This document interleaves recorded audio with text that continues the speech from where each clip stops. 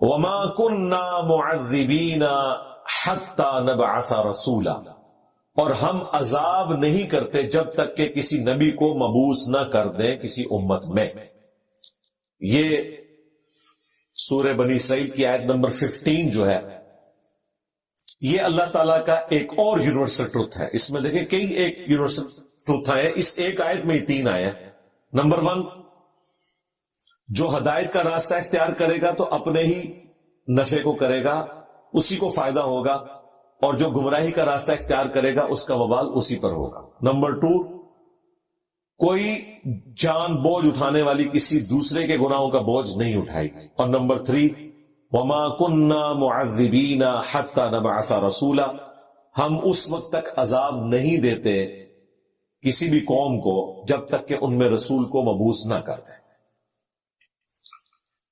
اس آیت کے تحت یہ چیز اسٹیبلش ہے کہ اللہ تعالیٰ نے خود سے اپنے اوپر یہ چیز لازم کر لی ہے کہ میں رسول کو ضرور مبعوث کروں گا، اور اگر کہیں رسول کی دعوت نہیں پہنچی تو ان کی بخشش کے چانسز موجود ہیں۔ صرف ایک خدا کا مان لینا کافی ہے، شریعت پہ عمل نہ کرے، ظاہر ہے ان تک تو دعوت ہی نہیں پہنچی ہوئی، لیکن صرف ان لوگوں کے لیے جن تک دعوت نہیں پہنچی۔ لیکن جن تک دعوت پہنچ گئی، انہوں نے حق قبول نہیں کیا تو انہیں عذاب بھی آئے گا۔ اسی میں امپلائیڈ ہے کہ نبی الاسلام کے جو والدین ہیں وہ نبی الاسلام کی بعثت سے پہلے ہی فوت ہو گئے۔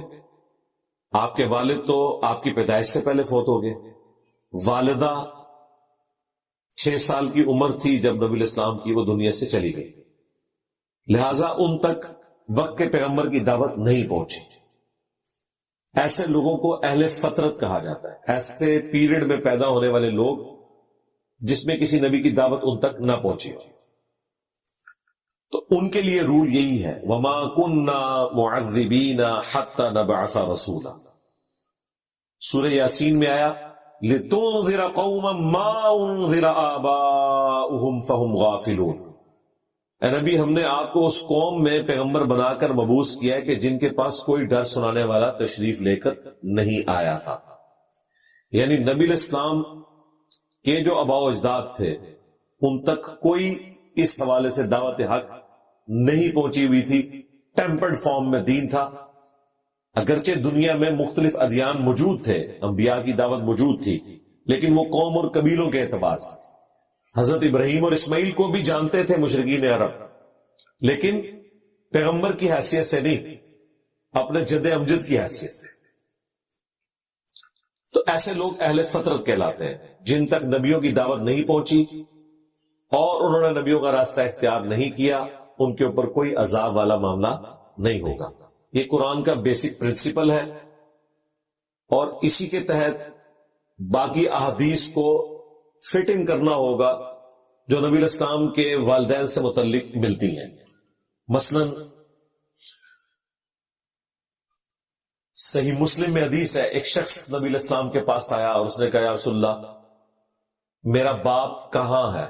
تو آپ نے فرمایا تیرا باپ جہنم کی آگ میں۔ اللہ تعالیٰ نے وحی کے ذریعے بتایا۔ وہ روتا ہوا وہاں سے اٹھ کے چل دیا، تو نبی الاسلام نے اسے واپس بلوایا اور کہا کہ تیرا باپ اور میرا باپ دونوں جہنم میں۔ مسلم شریف کی اس حدیث کی وجہ سے بعض لوگوں نے یہ رزلٹ نکالا کہ نبی الاسلام نے اپنے والد کے بارے میں یہ بات کی، حالانکہ اس میں الفاظ باپ کے ہیں، والد کے نہیں ہیں۔ عموماً والد اور باپ انٹرچینجبل ورڈ ہے، میجورٹی کیسز میں والد کے لیے باپ کا لفظ آتا ہے، لیکن کبھی کبھار چچا کے لیے بھی آ جاتا ہے۔ وہ بھی مسلم شریف میں حدیث ہے کہ چچا باپ کی مثل ہوتا ہے۔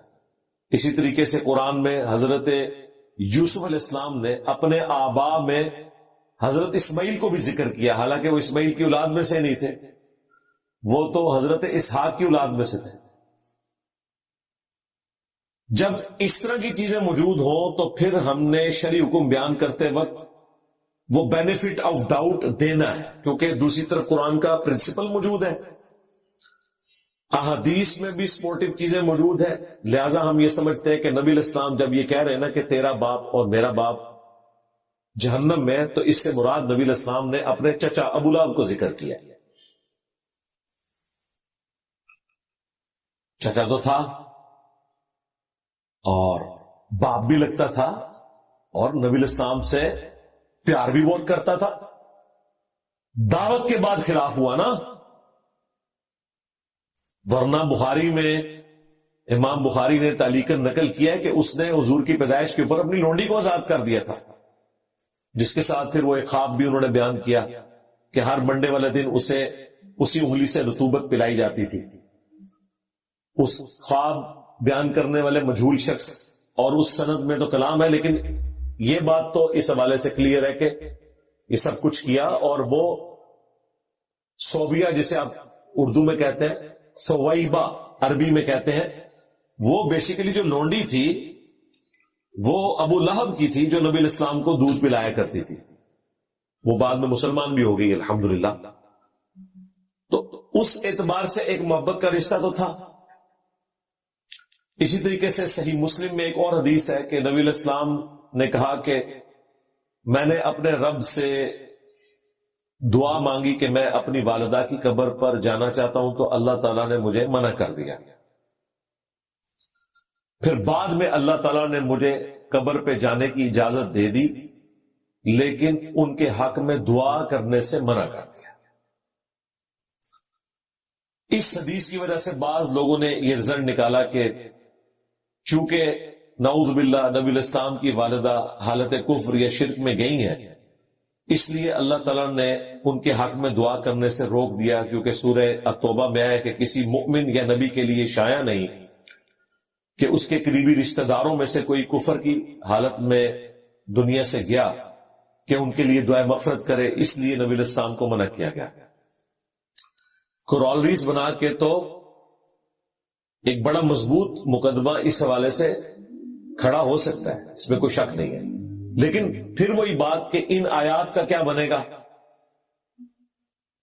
ان آیات کے اندر ان احادیث کو فٹ ان کرنا ہے، کیونکہ یہ بالکل 180 ڈگری جا رہی ہے۔ اگر کہیں پہ فٹ ان نہ بیٹھ رہا ہو تو پھر آپ نے بجائے یہ کہ ان احادیث کا انکار کرنے کے قرآن کی روح سے اسے بٹھانے کی کوشش کرنی ہے کہ آپٹیمل سولوشن کیا ہے، تطبیق اس میں کیا ہے۔ تطبیق یہ ہے کہ نبی علیہ السلام کی والدہ کے حق میں انہیں دعا کرنے سے روک دیا گیا، دیٹس آل۔ اس کے پیچھے کیا حکمت ہے وہ نبی علیہ السلام نے خود بیان نہیں فرمائی، لیکن اپنی والدہ کی قبر پہ وہ گئے۔ اسی حدیث میں آتا ہے مسلم شریف کی، آلموسٹ 50 سال کے بعد ان کی وفات ہے۔ مدینہ شریف اور مکے کے درمیانی راستے میں وہ قبر مبارک آتی ہے، ابوا نامی جگہ ہے۔ خود بھی روئے، صحابہ بھی روئے۔ پھر وہیں پہ آپ نے فرمایا تھا میں تمہیں قبروں پہ جانے سے منع کرتا تھا، لیکن اب میں حکم دیتا ہوں قبروں پہ جاؤ، چونکہ یہ آخرت کی یاد دلاتی ہے، دنیا سے بے رغبتی پیدا کرتی ہے۔ اس کے بعد رزلٹ نکالنا یہ اپنے ایمان کو خطرے میں ڈالنے کے مترادف ہے، کیونکہ اصل رول اپنی جگہ موجود ہے، وَمَا كُنَّا مُعَذِّبِينَ حَتَّى نَبْعَثَ رَسُولًا، ہم عذاب دیتے ہی نہیں جب تک کہ رسول مبعوث نہ کرے۔ نبی علیہ السلام کے والدین اہل فطرت میں سے ہیں، ان تک دعوت نہیں پہنچی، لہذا ان کے اوپر کوئی شرعی حکم اس اعتبار سے نہیں لگے گا۔ عموماً اہل حدیث فرقے کی طرف سے یہ حرکت کی جاتی ہے، ان کے لیے پھر میں نے پھکی رکھی ہوئی ہے کہ اگر اسی طریقے سے تم رزلٹ نکالو گے تو پھر ہم تمہیں صحیح مسلم کی حدیث سناتے ہیں 240، علی سے محبت نہیں رکھے گا مگر مؤمن، علی سے بغض نہیں رکھے گا مگر منافق۔ جی بالکل ہم مانتے ہیں۔ تو اگلی بات، جن لوگوں نے حضرت علی سے جنگیں کی ہیں وہ تو بغض سے بھی اگلے درجے کی چیز ہے نا، تو کیا ہم نعوذ باللہ ان جنگوں کے عوض حضرت علی کے مخالفین کے اوپر منافقت کا فتویٰ لگا دیں گے؟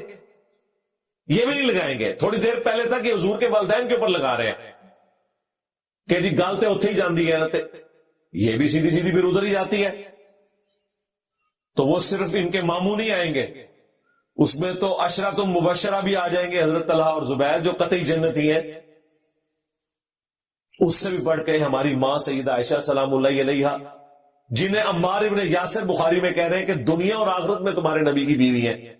اس کا مطلب ہے کہ عمار ابن یاسر نے بھی اس حدیث کا یہ رزلٹ نہیں نکالا کہ حضرت علی کے مخالفین ہیں جو ان سے جنگ لڑ رہے ہیں وہ منافق ہیں، حالانکہ حدیث سے رزلٹ نکالا جا سکتا تھا.